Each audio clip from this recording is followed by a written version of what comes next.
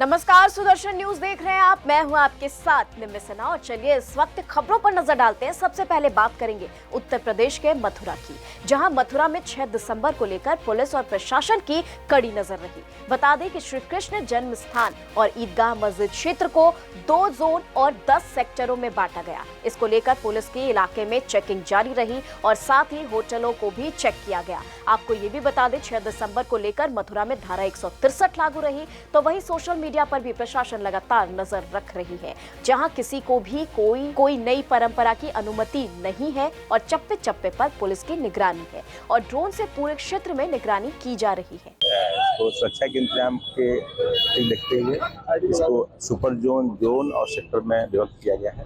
उसमें जो sensitive point है वहाँ पर हमने फिक्स ड्यूटी लगाई गई है। ट्रैफिक को डाइवर्ट किया गया है, कोशिश किया गया है कि कोई भी जो श्रद्धालु आते हैं उनको किसी प्रकार का असुविधा न पार्किंग की प्रॉपर व्यवस्था की गई है और सभी की जितने जो श्रद्धालु आ रहे हैं उनकी प्रॉपर चेकिंग करके हम लोगों को भेज रहे हैं। जो लोग इसमें जिन लोगों ने भी सोशल मीडिया के माध्यम से आह्वान किया है उनसे हमारी बात और लोगों से भी अनुरोध भी किया गया है। सब लोगों ने हमारे अनुरोध को मानते हुए उन्होंने उसको अपना जो कॉल पूरा कर दिया है। फिर भी एहतियात के तौर पर हमने पूरा फोर्स लगाया। सभी जो सतर्कता जो बढ़ती जाती है जो हमारे माध्यम है, सभी के माध्यम उनको सतर्क रखी जा रही है। प्लेन कपड़े में भी हमने फोर्स लगाया है कि जितने भी मुख्य आह्वान किया है उन पर हमने वाच कर रहे हैं। किसी को कोई बात इसमें है नहीं, सभी दृष्टि इसमें सब दृष्टि बनाई जा रही है। आपके माध्यम से जो भी लोग हैं अनुरोध है कि यहाँ कोई ऐसा सेंसिटिविटी है नहीं कि जैसा कि ऐसा बताया जा रहा है। ये जो ट्रस्ट के लोग हैं ने भी इसका पूरा डिनाई कर दिया है। इस प्रकार कोई यहाँ परंपरा यहाँ पर नहीं रही है। यदि कोई लोग इस प्रकार की कुछ चेष्टा करेंगे, यदि आने का प्रयास करते हैं जो गैर विधिक कार्रवाई करने का प्रयास करेंगे तो उसके खिलाफ इसमें सख्त कार्रवाई इसमें की जाएगी। तो गिरफ्तारी भी हुई आज सुबह जो हिरासत में लिया गया। नहीं, एक जो महिला है जो गैर जनपद की है वो यहाँ पर सुबह यहाँ आई, जहाँ हम लोग खड़े हैं ये मिलन तिराहा बढ़ता है तो रोड पर ही उनकी गतिविधियाँ हमें संदिग्ध लगी तो उनको डिटेन करके उनसे पूछताछ की जा रही है। पूछताछ में कोई बात आएगी किस पर्पज आई थे, कैसे आई हैं, उनके खिलाफ जो विधि सम्मत कार्रवाई की जाएगी वो आपको प्रशंसा होगा। वहीं अगली खबर उत्तर प्रदेश के प्रयागराज से, जहां की अखिल भारतीय अखाड़ा परिषद के अध्यक्ष रविंद्र पुरी जी महाराज ने पंचायती निरंजनी अखाड़े के कुंभ परिसर से एक प्रेस वार्ता को संबोधित किया, जहां उन्होंने कहा कि बांग्लादेश में हिंदुओं पर हो रहे अत्याचार को संत समाज अब बर्दाश्त नहीं करेगा और इसके लिए साधु संत समाज में आक्रोश व्याप्त है। इसके साथ ही कहा कि हमारे हिंदू बहन बेटियों की इज्जत को लेकर अनेक प्रकार से अत्याचार किए जा रहे हैं, तो वहीं छोटे छोटे बच्चों को भी मारा जा रहा है। हमारे संत को जेल में डाल दिया गया। इसको लेकर पूरे संत समाज में आक्रोश है और हम सब ने निर्णय लिया है कि साधु और संत समाज की ओर से गृह मंत्री से ये मांग की जाएगी कि हिंदू की रक्षा के लिए सरकार उचित कदम उठाए। उन्होंने बताया कि सनातन बोर्ड की महत्वपूर्ण बैठक 27 जनवरी को रखी गई है, जिसमें देश के अनेक प्रांतों और विदेशों से भी बड़ी संख्या में साधु और महंत सम्मिलित होंगे और सनातन बोर्ड का प्रारूप किस तरह का होगा उस पर ठोस निर्णय लिया जाएगा और हम सब साधु संत एक यात्रा निकालकर बांग्लादेश के खिलाफ आक्रोश यात्रा को निकालेंगे और हिंदुओं की रक्षा के लिए जन जागरण अभियान भी चलाएंगे। इस प्रेस वार्ता में बड़ी संख्या में अखाड़ा परिषद के साधु संत सम्मिलित रहे। पिछले 1 महीने से आदरणीय अखिल भारतीय अखाड़ा परिषद के अध्यक्ष महेंद्र रविंद्र पुरी जी महाराज और आदरणीय दुर्गादास जी महाराज और जितने भी हमारे महामंडलेश्वर और महात्मा जो दूर दूर से देश में जो विचार और ये गलत हुआ है इसका विरोध करते हैं और हम सबको संगठन में रहने की अब अति आवश्यकता आन पड़ी है। नहीं तो हिंदुस्तान में भी वही दृश्य आपको और हमको देखने को मिल सकता है। भी और संत महात्मा इकट्ठे होंगे, हमारी अखिल भारतीय अखाड़ा परिषद की बैठक होगी, उसके बाद कोई निर्णय लिया जाएगा। आपने देखा होगा बांग्लादेश में हमारे जितने भी हिंदू भाई हैं उनके ऊपर कितना अत्याचार हो रहा है। छोटी छोटी बच्चों के साथ बलात्कार हो रहा है। जो हमारे इस्कॉन के मंदिर है उसको जलाया जा रहा है, तोड़ा जा रहा है। जो वहाँ के अध्यक्ष है उनको उन्होंने जेल भेज दिया। और देखिए दुर्भाग्य देखिए हम हिंदुओं का कि उसकी पैरवी के लिए कोई वकील भी नहीं मिला। जो वकील पैरवी करने गया था उसकी टांगें ही तोड़ दी। दूसरा एक हिंदू वकील गया था, उसको इतना मारा कि वो आईसीयू में एडमिट है। अब उस जो हमारे चिन्मय महाराज है, चिन्मय बापू है, उनके पास वकील नहीं है जो कोर्ट में उनकी पैरवी करे, जो उनको बेल दे। दुर्भाग्य हमारे देश का, हम इतने हिंदू हैं, करोड़ों की संख्या में हिंदू है, लेकिन हम अपने पड़ोस। आज मेरी महामंत्री जी से वार्ता हुई थी, हमारे श्री महंत हरिगिरी जी महाराज। तो हमारा ये विचार है, हम 8 या 9 तारीख को अखाड़ा परिषद की बैठक बिठाएंगे, जिसमें हम माननीय गृह मंत्री जी से निवेदन करेंगे कि तुरंत आप जो है हस्तक्षेप करें और जितने भी हमारे हिंदू है, हिंदुओं के साथ जो अत्याचार हो रहा है उसको अब बर्दाश्त से बाहर हो रहा है। उससे जितने भी हमारे हिंदू है, अब कोई भी हिंदू इतना बड़ा अत्याचार सहन करने की स्थिति में नहीं है। कहीं ऐसा न हो हमारे जितने भी हिंदू है, हमारे जितने सनातनी है, जितना हमारा संत समाज है, सब बांग्लादेश के बॉर्डर पे पहुंचे, कहीं ऐसा ना हो। उस समय सबको संभालना मुश्किल हो जाएगा। इसीलिए इसके लिए जितने भी हमारे, आपने देखा होगा इससे पूर्व में करीबन ये जो हमारा बांग्लादेश का जो विवाद है कहीं महीनों से चल रहा है। छोटी छोटी बच्चियां, जब हमने बच्चियों को देखा, जब आपने उसके वीडियो या हिंदुस्तान में आए, उनके साथ बलात्कार हो रहा है, छोटे छोटे बच्चों को मारा जा रहा है। अब ये बर्दाश्त से बाहर है। इसके लिए सरकार कोई निर्णय ले। इसीलिए कहीं ऐसा न हो, महात्मा है, जितने सनातनी है, कहीं हम सब जो है बांग्लादेश के बॉर्डर पे ना पहुंचे। इस स्थिति से निपटने के लिए सरकार हस्तक्षेप करे और हिंदुओं को सुरक्षित करे। ये हमारा एक विषय था। ये महामंडलेश्वर है, इसी मौके पे सब यहाँ इकट्ठे हो जाते हैं।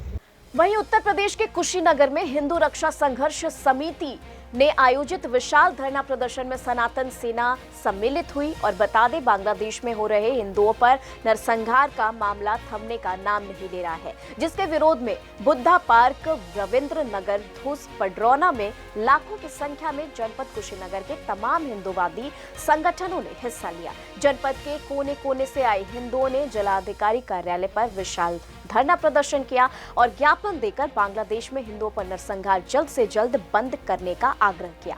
इस विशाल धरना प्रदर्शन में जनपद के तमाम हिंदूवादी संगठन शामिल हुए। ये बांग्लादेश में जो हिंदुओं के खिलाफ अत्याचार हो रहा है, उसके लिए पूरे भारत और विश्व के सारे हिंदू एकत्रित होकर विरोध प्रदर्शन कर रहे हैं।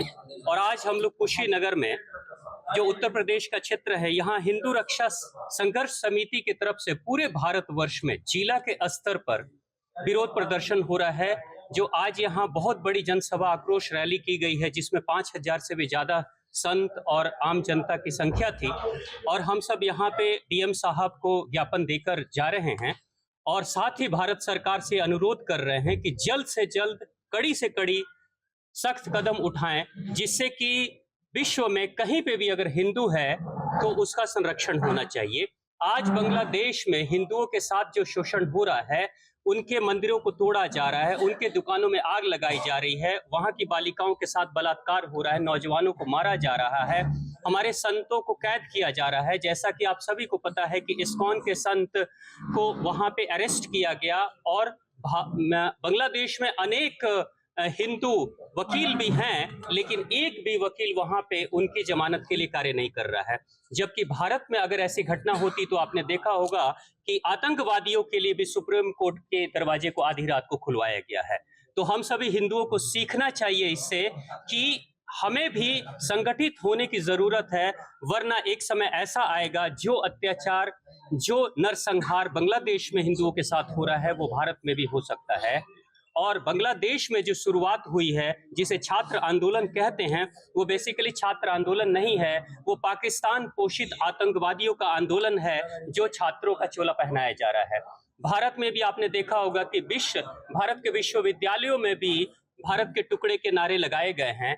तो मुझे लगता है कि भारत के सभी प्रशासनिक पदाधिकारी, आम जनता को सचेत होने की जरूरत है कि अभी से हम सतर्क हो जाएं, क्योंकि रेड लाइट की जो स्थिति है वो भारत में भी बन रही है। हम अगर सचेत नहीं होंगे हिंदू एकत्रित संगठित नहीं होंगे और हिंदू के साथ सभी सिख, जैन, बौद्ध सभी एकत्रित नहीं होंगे तो निश्चित तौर से आने वाले भविष्य में हमारे साथ भी इसी तरह की त्रासदी होने वाली है।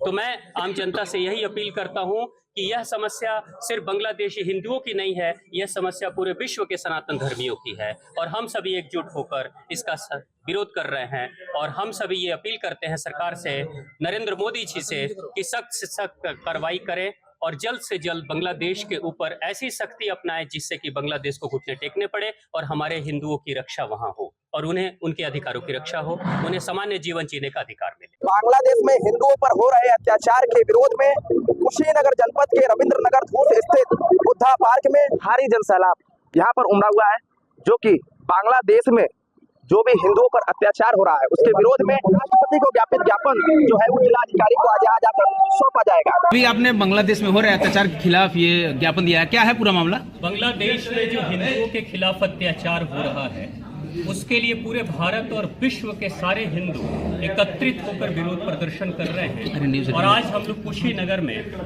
जो उत्तर प्रदेश का क्षेत्र है, यहाँ हिंदू रक्षा संघर्ष समिति की तरफ से पूरे भारतवर्ष में जिला के स्तर पर विरोध प्रदर्शन हो रहा है। जो आज यहाँ बहुत बड़ी जनसभा आक्रोश रैली की गई है जिसमें 5000 से भी ज़्यादा संत और आम जनता की संख्या थी और हम सब यहाँ पे डीएम साहब को ज्ञापन देकर जा रहे हैं और साथ ही भारत सरकार से अनुरोध कर रहे हैं कि जल्द से जल्द कड़ी से कड़ी सख्त कदम उठाएं जिससे कि विश्व में कहीं पे भी अगर हिंदू है तो उसका संरक्षण होना चाहिए।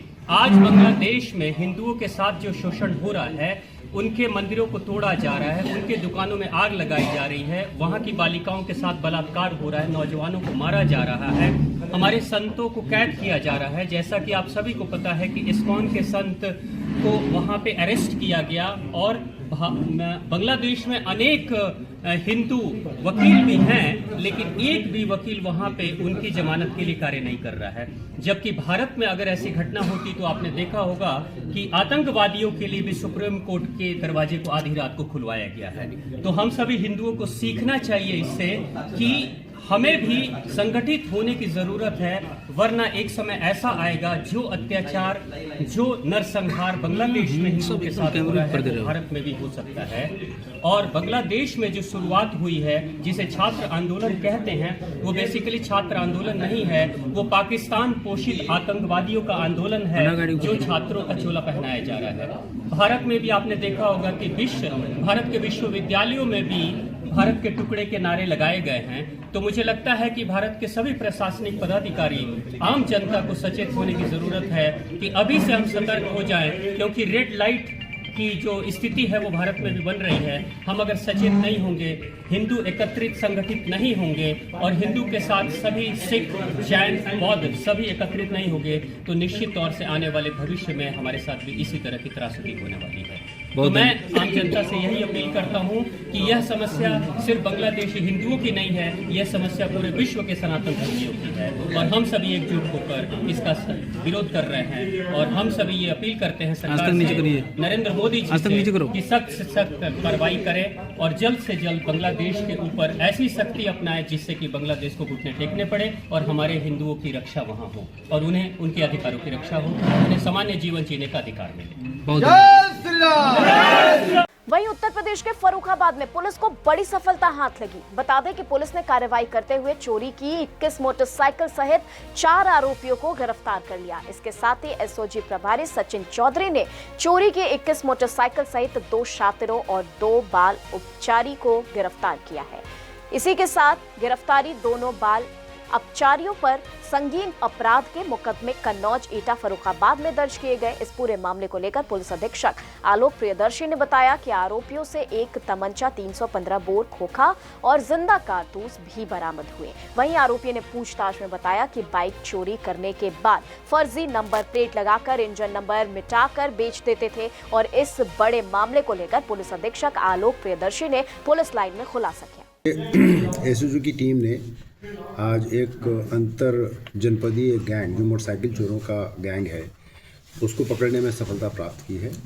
इसमें 2 व्यक्ति जो मुख्य अपराधी हैं, एक तो मऊ दरवाजा थाना क्षेत्र का रहने वाला है जिसका नाम है हिमांशु, दूसरा अंकित नाम का व्यक्ति है जो एटा का रहने वाला है, थाना उसका है राजा का रामपुर।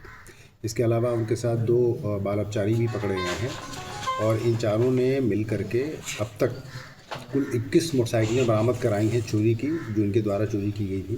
पूछताछ में उन्होंने बताया है कि ये मोटरसाइकिलें चोरी करके रेती भी बरामद हुई, जिससे उस गाड़ी का इंजन नंबर और साशी नंबर वो मिटा देते थे और मिटा करके जो भी चलने फिरने वाले आदमी हैं उनको सस्ते दामों में बेच करके उस पैसे को आपस में बांट लेते थे।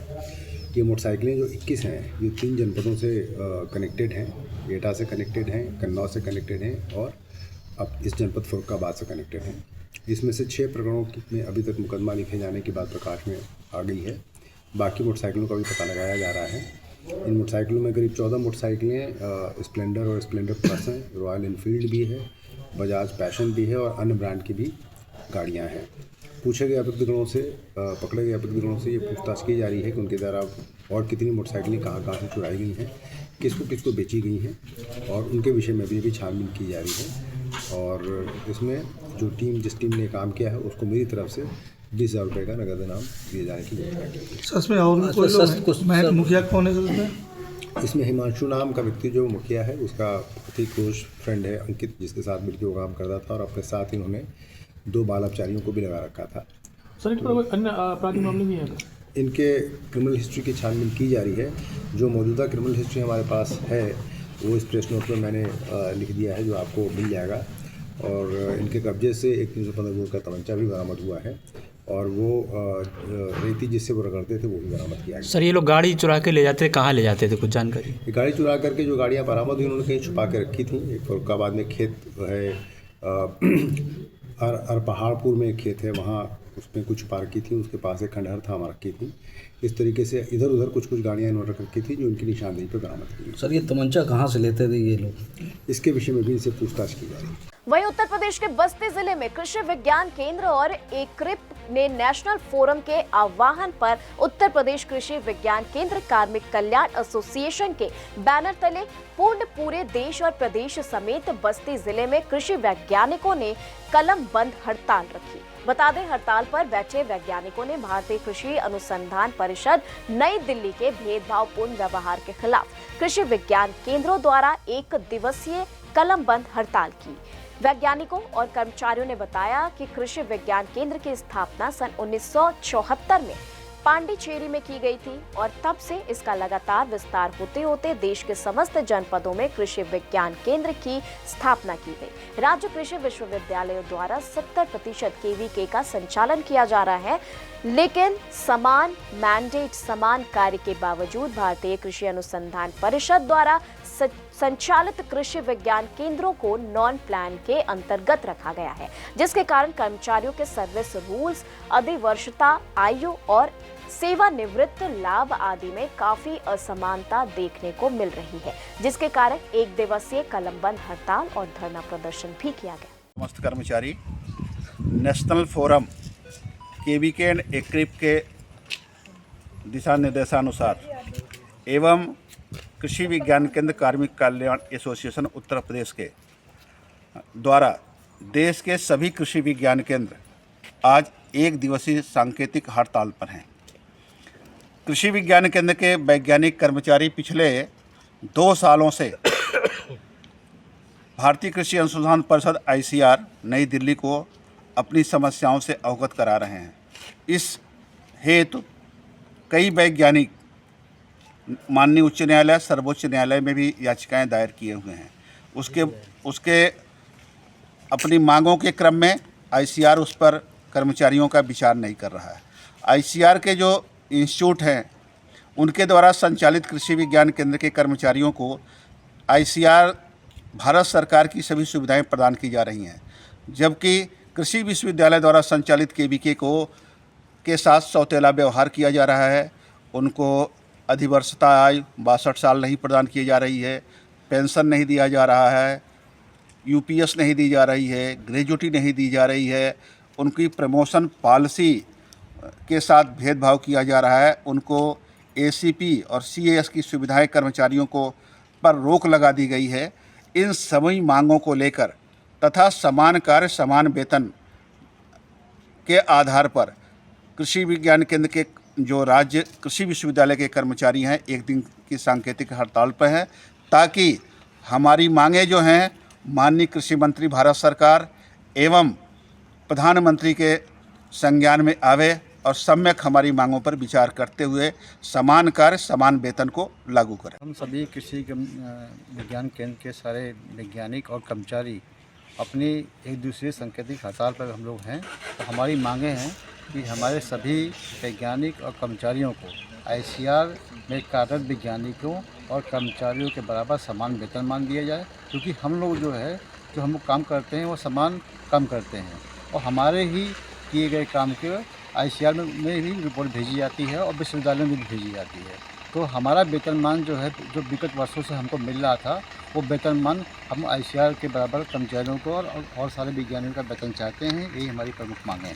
आप लोग की मांग पूरे आगे क्या करेंगे? हम लोग की मांग पूरा करने के लिए हमारे कुछ जो सीनियर वैज्ञानिक हैं, कर्मचारी हैं, वो ऑलरेडी कोर्ट में जाके केस जीत चुके हैं।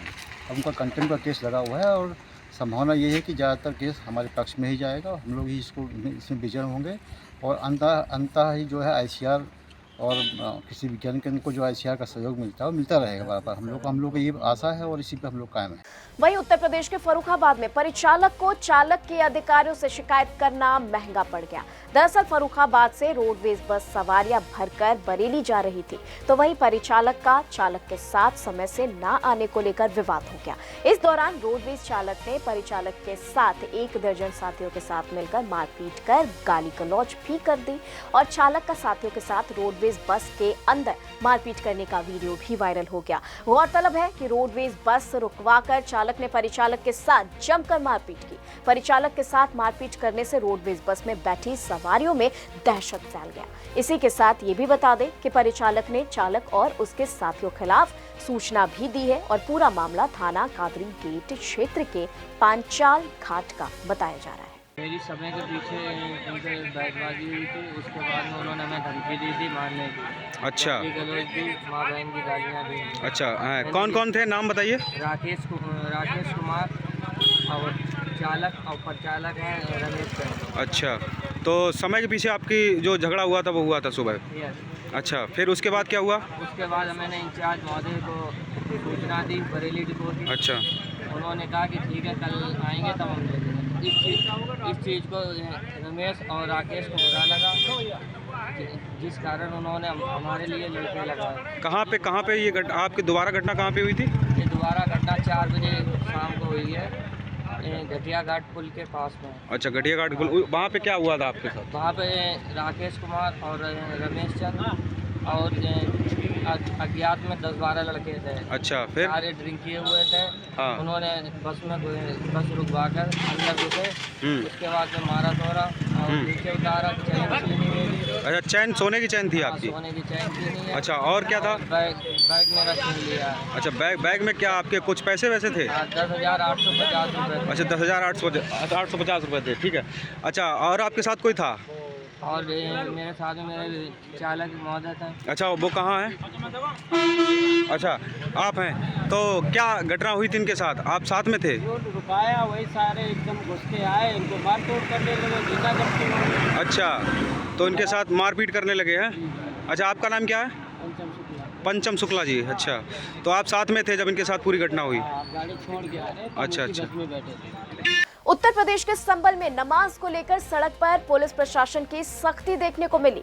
बता दें, डीआईजी मुरादाबाद मुनिराज, एसपी कृष्ण कुमार बिश्नोई और डीएम डॉक्टर राजेंद्र सिंह पेंसिया सहित पुलिस प्रशासन के अधिकारियों ने फ्लैग मार्च किया और बैठक पर शांति व्यवस्था की अपील भी की। वहीं बता दें, नमाज को शांति पूर्वक कराने को लेकर पुलिस प्रशासन ने लोगों से संवाद भी किया। उत्तर प्रदेश के अमरोहा से खबर आ रही है। बता दें, संभल के जामा मस्जिद पर हुई हिंसा को लेकर अमरोहा पुलिस तैनात नजर आई। पुलिस ने सभी मस्जिदों पर सुरक्षा की दृष्टि से पुलिस फोर्स तैनात किए थे और जहां पुलिस ने ड्रोन कैमरों से सुरक्षा व्यवस्था को भी जांच किया। प्रदेश के अमरोहा जिले में आइए जान लेते हैं, कुमार अनूप सिंह एफसी साहब से जान लेते हैं कि अमरोहा का क्या हाल है और संभल को लेकर यहाँ पर पूरा हिंसा हुई थी, लेकिन अमरोहा में देखते हैं पुलिस का क्या वो है, क्या है, कैसा रहा बताएं। सुरक्षा व्यवस्था के दृष्टिगत सेक्टर स्कीम में सभी मजिस्ट्रेटगण, सभी पुलिस अधिकारीगण लगातार भ्रमणशील हैं सभी संवेदनशील स्थलों पर लगातार सतर्कता बरती जा रही है। ड्रोन कैमरों के जरिए निगरानी की जा रही है और सभी जो भी कार्यक्रम है आज के दिन के सतर्कता बरतते हुए सुचारू रूप से सकुशल शांतिपूर्ण तरीके से। क्या ड्रोन कैमरे से भी कोई वो किया जा रहा है सर? लगातार वो हमारी सभी टीमें भ्रमणशील भी हैं और जो संवेदनशील इलाके हैं वहाँ पर ड्रोन कैमरों के जरिए निगरानी रखी जा रही है। ठीक। एसपी साहब का कहना ये है अमरोहा से जो ड्रोन कैमरे के माध्यम से पूरी निगरानी रखी जा रही है। अमरोहा से किशन सैनी, सुदर्शन न्यूज अमरोहा। बस्ती में जुमे की नमाज बाबरी विध्वंस की 32वीं बरसी और बाबा साहेब के महापरिनिर्वाण दिवस को देखते हुए पुलिस अलर्ट और भ्रमणशील रही। आपको बता दें 6 दिसंबर पर जुम्मे की नमाज के चलते जिले में बस्ती पुलिस अलर्ट मोड पर रही और धारा 163 BNSS को देखते हुए 4 व्यक्तियों को एक स्थान पर जमा न होने के निर्देश भी दिए। वहीं संवेदनशील इलाकों में अतिरिक्त पुलिस फोर्स अधिकारियों ने खुद भी निगरानी की है और तैनाती भी की। इसके साथ ही मस्जिदों के पास पुलिस फोर्स ड्रोन कैमरे से निगरानी रही। तो वहीं नमाज के दौरान नमाज अदा कर निकले लोगों से सीओ सदर ने संवाद स्थापित किया। उत्तर प्रदेश के फर्रुखाबाद के मसेनी क्षेत्र में सीएमओ ने 2 अस्पतालों की ओटी को सील कर दिया। बता दें कि सीएमओ द्वारा की गई कार्रवाई से अस्पताल संचालकों में हड़कंप मच गया, जहां IGRS पर मिली शिकायतों को लेकर CMO doctor Arvindra Kumar active नजर आए, जहां पर 3 अस्पतालों समेत एक अल्ट्रासाउंड सेंटर का सीएमओ ने निरीक्षण भी किया, जहां न्यू सिद्धार्थ हॉस्पिटल और कुलवंती हॉस्पिटल में अमानक ओटी की गई, सील कर दी गई और इसके साथ ही गीतांजलि हॉस्पिटल की शिकायत जांच में फर्जी पाई गई और व्यवस्थाएं सही मिली हैं। सीएमओ को न्यू वेदांत अल्ट्रासाउंड सेंटर में नहीं मिले और आपको ये भी बता दें डॉक्टर और कोई रिकॉर्ड भी वहां पर नहीं मिला, जिस पर 2 महिला कर्मचारियों को बाहर कर सीएमओ ने अल्ट्रासाउंड सेंटर का शटर लगा दिया और डॉक्टर को फाइल यानी कि डॉक्यूमेंट के साथ सीएमओ कार्यालय में तलब भी किया और कादरी गेट थाना क्षेत्र मसेनी और आवास विकास का पूरा मामला है। IGRS पोर्टल पर डाली जाती है, उसमें मेरे द्वारा तुरंत ही संज्ञान लिया जाता है। मैं आया मसैनी पे जो हमने एक तो न्यू सिद्धार्थ हॉस्पिटल से न्यू सिद्धार्थ हॉस्पिटल उसकी ओटी अधमानक थी, उसको मैंने सील करा दिया है। दूसरा अस्पताल था कुलवंती हॉस्पिटल, उसमें भी ऑपरेशन थिएटर सील करा दी, उसको भी कंजेस्टेड की थी, उसको बंद करा दिया है। बाकी एक सामने न्यू वेदांत अल्ट्रासाउंड सेंटर था, वहाँ कोई संचालक नहीं था, उसका उस पर मैंने पेपर तलब कराया ऑफिस में, फिलहाल उसको शटर डाउन करा दिया। उसका चौथा डॉक्टर साहब का गीतांजलि सुधा यहाँ भी आया था शिकायत से, लेकिन मानक नहीं मिले, यहाँ कोई कार्रवाई यहाँ वाली शिकायत गलत पाई गई। हाँ गलत पाई गई है। हरदोई में तेज रफ्तार स्कूली बस ने मोटरसाइकिल सवार युवक को पीछे से टक्कर मार दी, जिससे युवक बस के नीचे आ गया और युवक लगभग 200 मीटर तक बस से घसीटते हुए चला गया। फिर भी बस चालक को नहीं पता चला। युवक गंभीर रूप से घायल हो गया, जिसे आनन फानन में इलाज के लिए CHC माधोगंज भेजा गया। ग्रामीणों ने स्कूली बस को मौके पर रोक कर ग्रामीण स्कूल के प्रबंधक को मौके पर बुलाने पर अड़ गए और वहीं मौके पर माधोगंज थाना अध्यक्ष और वहां पर पुलिस बल भी पहुंच गई। इसी के साथ पुलिस ने ग्रामीणों को समझाने का प्रयास किया। पूरी घटना माधोगंज थाना क्षेत्र के गौरा रोड की है। आज दिनांक 5 दिसंबर 2024 को सुबह लगभग 8:15 बजे थाना माधोगंज पे सूचना प्राप्त हुई कि एक स्कूल बस और एक बाइक के बीच गौरा रोड जोड़ी बाबा मंदिर के पास एक्सीडेंट हो गया है। उक्त सूचना पर तत्काल माधोगंज पुलिस मौके पर पहुंचती है एवं राहत एवं बचाव कार्य शुरू करती है। घायल मोटरसाइकिल सवार को तत्काल CHC माधोगंज भेजा जाता है। वहां से बेहतर उपचार के लिए उसे लखनऊ के ट्रामा सेंटर रेफर किया गया है। मौके पर जो बस थी उसको थाने पहुंचाया गया है एवं ट्रैफिक व्यवस्था को सामान्य बनाया गया है। उक्त मामले में जो अन्य वैधानिक कार्रवाइयाँ हैं वो प्रचलित है। उत्तर प्रदेश के चित्रकूट में तेज रफ्तार बोलेरो और ट्रक की आमने सामने की भिड़ंत हो गई, जिसमें भीषण सड़क हादसे में 6 लोगों की मौत हो गई। वहीं जिला अस्पताल में घायलों का जानकारी लेने चित्रकूट धाम बांदा मंडल के कमिश्नर बाल कृष्ण त्रिपाठी और DIG अजय कुमार सिंह सहित DM और SP भी पहुंचे, जहां 2 लोगों को प्रयागराज रेफर किया गया। इसके साथ ही 3 लोगों का जिला अस्पताल में इलाज चल रहा है। गौरतलब है कि रैपुरा थाना क्षेत्र के रैपुरा कस्बे के NH 35 के पास ही घटना बताई जा रही है। 5 बजे के आसपास रायपुरा थाने से आगे प्रयागराज की ओर एक ट्रक में बोलेरो की टक्कर हो गई। ट्रक बाईं पटरी पे जा रहा था। बोलेरो सवार लोग प्रयागराज में परिवार के किसी सदस्य की अस्थियां विसर्जित करके आ रहे थे। मौके पर देखने से ऐसा प्रतीत हो रहा है बोलेरो के चालक को नींद आ गई और वो अपनी पटरी से बिल्कुल अपोजिट पटरी में ट्रक के आगे आकर के आमने सामने उसकी भिड़ंत हो गई है और इसमें 11 लोग घायल हो गए। 11 में से अब तक 6 लोगों की मृत्यु हो चुकी है। 4 का इलाज यहाँ जिला अस्पताल में चल रहा है। एक को उन्होंने प्रयागराज रेफर कर दिया है। मौके पे पर्याप्त पुलिस बल है। कानून व्यवस्था की कोई ऐसी समस्या नहीं। क्या हादसे में प्रथम दृष्टया कोई कारण समझ में आया? प्रथम दृष्टया जो कारण समझ में आ रहा है तो ये लग रहा है कि बोलेरो चालक को नींद आ गई। सर मृतक कहाँ के रहने वाले थे? ये लोग छतरपुर मध्य प्रदेश के। सर रिफर एक को ही किया गया है कि और रिफर एक को ही प्रयागराज किया? अभी प्रयागराज एक रिफर हुआ है। डॉक्टर बता रहे हैं शायद एक को और रिफर करना है। बिहार के शिवहर में श्री राम जानकी मठ से विवाह पंचमी के अवसर पर शोभा यात्रा निकाली गई। बता दें कि शिवहर जिला में विवाह पंचमी महोत्सव मनाया जा रहा है, जहां अभी पछियारी पोखर स्थित श्री राम जानकी मठ से श्री राम और जानकी की शोभा यात्रा निकाली गई। शोभा यात्रा में प्रभु श्री राम लखन और माता सीता स्वरूप में निकाली गई। इस बारात यात्रा में बड़ी संख्या में श्रद्धालु भी शामिल हुए। इसी के साथ जयकारे लगाते हुए विवाह पंचमी महोत्सव मनाते नजर आए। इस शुभ अवसर पर बड़ी संख्या में महिलाएं, भक्तजन भी मौजूद रहे। खबर मध्य प्रदेश के सीधी जिला से है, जहां बांग्लादेश में हिंदुओं पर हो रहे अत्याचार के विरोध में सीधी में सनातन चेतना मंच द्वारा हिंदू समाज एकजुट होकर आगे बढ़ा। पूजा पार्क में हिंदू समाज के लोगों ने बांग्लादेश में हिंदुओं पर हो रहे अत्याचार के विरोध में प्रदर्शन किया और विशाल रैली निकालकर कलेक्ट्रेट पहुंचे, जहां पर विभिन्न मांगों को लेकर राष्ट्रपति के नाम ज्ञापन सौंपा गया। इस दौरान हिंदू समाज के लोग बड़ी संख्या में मौजूद रहे। बांग्लादेश पर हो रहे हिंदुओं के ऊपर अत्याचार के खिलाफ आज हमारे जिले में, सीधी जिले में सनातन चेतना मंच के माध्यम से हमारे जिले के सभी सम्मानित संतों की उपस्थिति में और सभी अनुषांगिक संगठन के लोगों की उपस्थिति में आज इस बेहद गंभीर और संवेदनशील विषय को उठाया गया है। और आपके माध्यम से मैं एक जनप्रतिनिधि होने के नाते और इस मंच से जुड़ी होने के नाते और इस संवेदनशील विषय को अपने हृदय में बहुत बेहद गंभीर रूप से महसूस करने के नाते आपसे ये कहना चाहती हूँ कि ये जागने का वक्त आ गया है। मातृशक्तियों को जागने का वक्त आ गया है और भारत देश के हर हिंदू परिवार को जागने का वक्त आ गया है।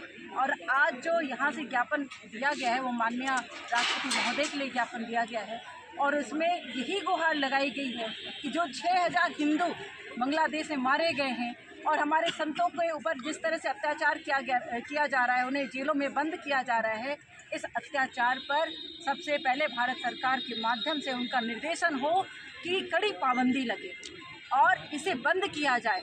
और मैं तो ये कहना चाहूँगी कि अंतर्राष्ट्रीय स्तर पर इस विषय को लिया जाए और बांग्लादेश के ऊपर कड़ी पाबंदी लगाया जाए और मोहम्मद यूनुस के उस पद को खारिज किया जाए, सारे सम्मानों को वापस लिया जाए।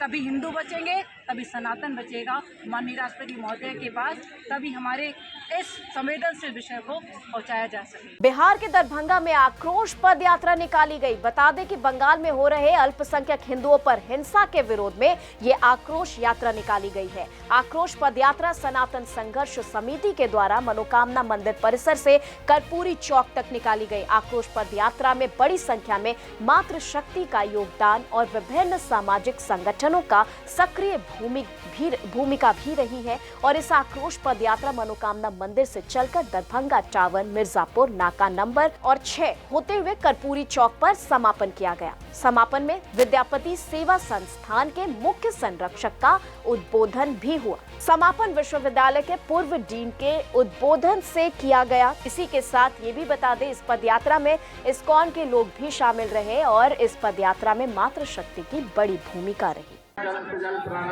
सनातन संघर्ष समिति की ओर से मनोकामना मंदिर के प्रांगण से एक आगाज किया जाएगा। आक्रोश पद यात्रा निकालकर बांग्लादेश में हो रहे सनातनी अल्पसंख्यक हिंदुओं के साथ नरसंहार और बहन बेटियों की जो इज्जत लूटी जा रही है वहाँ के सरकार के लोगों के द्वारा, उसके विरोध में आज दरभंगा में आक्रोश यात्रा निकाली जा रही है। मैं आपके प्रेस के माध्यम से बांग्लादेश सरकार को चेतना चाहता हूँ कि वो अपनी यह जो मनमानी चली रही है वो बंद कर दे, नहीं तो भारत की एक एक युवा बांग्लादेश के बॉर्डर पे जाकर अपना कर्तव्य दिखाएगा और उसकी औकात सामने ला देगा। अगर वहाँ के एक भी हिंदू सनातनी और पंडितों को अगर अब कुछ होगा तो यहाँ भारत में चुप कोई नहीं बैठेगा, सभी सनातनी बांग्लादेश में जाकर उसका जवाब देने का काम करेगा। आज आक्रोश मार्च निकालकर हम लोग एक चेतावनी देने का प्रयास कर रहे हैं कि बांग्लादेश में रह रहे जो हमारे सनातनी बंधु हैं उनको अविलंब सुरक्षा मुहैया कराए, अन्यथा इसका जो परिणाम बहुत हर्ष बुरा होगा। भारत सरकार से भी कुछ डिमांड है आप लोगों की? ठीक है, बांग्लादेश मैं भारत सरकार से भी मांग करता हूं कि जिस प्रकार से आप भाईचारा की जो बात करते हैं वो अविलंब आप उस पर कार्रवाई करें, बांग्लादेशी सागर को उसकी औकात में लाएं और सेनाओं को अविलंब बांग्लादेश भेजे। आपके पास अगर सेना नहीं है तो भारत के युवा, एक एक सनातनी युवा बांग्लादेशी हिंदुओं के लिए तैयार है अपनी कुर्बानी देने के लिए। हम लोग वहाँ जाएंगे, आप आगाह करें। जय श्री राम। बताइए क्या है प्रदर्शन का मतलब क्या है? जी आज यहाँ सनातन रक्षा समिति की ओर से मनोकामना मंदिर से हजारों की संख्या में हम हिंदू सनातनी भाई बांग्लादेश में जो हिंदुओं के ऊपर लगातार अत्याचार, अन्याय, लूट, हत्या, बलात्कार, निर्मम हत्या हो रही है, उनके हिंदुओं के समर्थन में यह आक्रोश पैदल यात्रा मनोकामना मंदिर से निकालकर हम लोग दरभंगा शहर के विभिन्न चौक चौराहों के माध्यम से अपना आक्रोश पूर्ण पैदल यात्रा निकाल रहे हैं, जिसके माध्यम से हम लोग बांग्लादेश में हिंदुओं के समर्थन में और अपनी सरकार को से इस आक्रोश पैदल यात्रा के माध्यम से मांग करना चाहेंगे जो बांग्लादेश की सरकार पर दबाव बनाए और भारत देश हर मायने में सशक्त है कि बांग्लादेश के सरकार को हर कीमत पर दबा सकती है, झुका सकती है और वो वहाँ के हिंदुओं को पूर्णतया बचा सकती है। इस प्रदर्शन यात्रा के माध्यम से, इस पैदल यात्रा के माध्यम से अपने सरकार को यह दिखलाने और जतलाने के लिए यह यात्रा में हम लोग सम्मिलित हुए हैं। हजारों की संख्या में युवा, सनातनी युवा इस संख्या में यहाँ पर उपस्थित हुए हैं। भारत सरकार से आप क्या चाहते हैं मदद? भारत सरकार से हम यही चाहते हैं कि भारत सरकार हर दृष्टिकोण से सशक्त है, मजबूत है। बांग्लादेश की सरकार जिस भाषा में समझे उन्हें उस भाषा में समझाकर वहाँ के हिंदू सनातनी भाइयों को रक्षा करने का काम। देखिए, आज जो बांग्लादेश की स्थिति हो रही है उसमें मुझे नहीं लगता है कि मानवीयता कहीं रह गए। तो अभी हम लोग जो है प्रदर्शनी स्टार्ट करने से पहले थोड़ा सा भगवान का कीर्तन करेंगे। आप लोग हमारे साथ कीर्तन कर सकते हैं, है ना? मानवीयता है वो रहनी चाहिए। जय श्री कृष्ण। बिहार के मुंगेर पुलिस ने हत्या मामले का पर्दाफाश किया है। दरअसल मामले में पुलिस ने 3 आरोपियों को गिरफ्तार भी कर लिया है। बताया जा रहा है कि अपराधियों ने एक 24 वर्षीय युवक की पीट कर हत्या कर दी और केस के अनुसंधान में अधिक पुलिस को भ्रमित भी किया जा रहा है। आरोपियों की गिरफ्तारी के बाद ये बड़ा खुलासा हुआ है। ताजा मामला मुंगेर के कासिम बाजार थाना का बताया जा रहा है, जहां कासिम बाजार थाने की पुलिस ने गुप्त सूचना के आधार पर छापेमारी कर हत्या मामले में फरार चल रहे 3 आरोपी को गिरफ्तार किया। आगे की कार्रवाई जारी है। कासिम बाजार थाना अंतर्गत जो है वो 28 सितंबर को एक घटना घटी थी। इसमें सम्राट नाम के एक लड़का जो कि हसनगंज का रहने वाला है, कासिम बाजार थाना अंतर्गत, उसकी मृत अवस्था में उसका शव मिला था एक 2 मंजिला बिल्डिंग के नीचे से, उसी कैंपस से। तो इस घटना के बाद FIR दर्ज हुआ। FIR में 2 लोगों का नाम परिवार वालों ने पहले दिया था। तो हम लोगों का जो इन्वेस्टिगेशन है वो आगे बढ़ा और इसमें हम लोगों ने घटनास्थल पर FSL की टीम बुलाई, डॉग स्क्वाड की टीम बुलाई एवं अन्य साक्ष्य एकत्रित करने के लिए। बाद में भी FSL की एक बार टीम आकर के विजिट करके गई और अपना रिपोर्ट वगैरह उसने दिया। इसमें जो अभी तक हम लोगों ने अनुसंधान किया उसमें कुल 5 लोगों की संलिप्तता आई है। घटना का कारण ये था कि ये लोग सभी लोग मृतक और अन्य 5 लोग बैठ करके उसी बिल्डिंग में, जो कि खाली रहती है, उसमें कोई रहता नहीं है, उस बिल्डिंग में बैठ करके 2 दिन से ये लोग बैठकी लगाए हुए थे और शराब का सेवन कर रहे थे। और इसके बाद इसी दौरान इनमें आपस में झगड़ा होता है और जो मृतक है वो इसमें से एक व्यक्ति को मारता है और इसी झगड़ा बढ़ते हुए जब ज़्यादा बढ़ जाता है तो ये सब लोग मिल करके पहले जो मृतक है सम्राट उसकी हत्या कर देते हैं मार के पीट करके, और उसके बाद साक्ष्य छुपाने की नीयत से और अन्य फरार होने की नीयत से ये लोग अन्य चीज़ों करते हैं जिससे ये साक्ष्य छुपे और अपना ये बचाव करें। तो अभी हम लोगों ने इसमें 3 व्यक्तियों की अरेस्टिंग की है और अन्य 2 लोगों की इसमें अरेस्टिंग अभी शेष है। इसमें अभी 2 जो पहले 3 व्यक्ति पकड़ाए हम लोगों के जो इन्वेस्टिगेशन के बाद उनके द्वारा बताया गया कि इसमें एक व्यक्ति जो कि वहाँ मौजूद था वो कासिम बाजार थाने के ही एक सब इंस्पेक्टर थे जो कि वहाँ वर्तमान में पोस्टेड थे और उसका नाम संजय यादव है। वो वहाँ पे लगातार इन लोगों संपर्क में था लोकल लोगों से और घटना के दिन वहाँ मौजूद था। उसके भी द्वारा वहाँ पे शराब का सेवन किया गया और घटना के समय भी वहाँ मौजूद था और जो झगड़ा हुआ, झंझट हुआ, मारपीट हुआ उस समय भी और उसके बाद भी साक्ष्य छुपाने की नीयत से वो वहाँ पे पूरी तरह संलिप्त था। तो जैसे ही ये तीनों की अरेस्टिंग हुई उसको भनक लग गई तो वो बिना किसी सूचना के थाना से फरार हो गया। उसकी भी अरेस्टिंग जल्दी की जाएगी। इसमें एक व्यक्ति और हम लोगों का भी शेष बच गया है जिसका नाम दीपक है। वो भी सीआईएसएफ में कार्य कर रहा है। वो भी मेन झगड़े में शामिल था, उसी के द्वारा मारपीट भी की गई थी ऐसा पुष्टि हुआ है इन्वेस्टिगेशन में और उसकी भी अरेस्टिंग जल्द कर ली जाएगी। एक ही ग्रुप के हैं और ये लोग बैठ करके अक्सर इस तरह का शराब वगैरह का सेवन करते थे, ऐसा हम लोगों को इन्वेस्टिगेशन में बात आई है। इसमें जो मूल घटना का कारण यही है कि जब ये लोग शराब का सेवन कर रहे थे तो नशे की हालत में इन लोगों में आपस में झगड़ा हुआ और ऐसा बताया जा रहा है कि मृतक ने कुछ अपशब्द भी इन लोगों के बारे में और इनके परिवार वालों के बारे में जब बोले तो गुस्सा इन लोगों में बढ़ा और एकाएक इन लोगों ने उसको मारना पीटना शुरू किया जिसके चलते उसकी हत्या हो गई। और ये बात सब जो है पोस्टमार्टम रिपोर्ट में, एफएसएल रिपोर्ट में और अन्य टेक्निकल एविडेंस में इस बात की पुष्टि होती है। तो चलिए फिलहाल के लिए खबरों में बस इतना ही। देश दुनिया की तमाम खबरों के लिए आप देखते रहे सुदर्शन न्यूज। जय हिंद।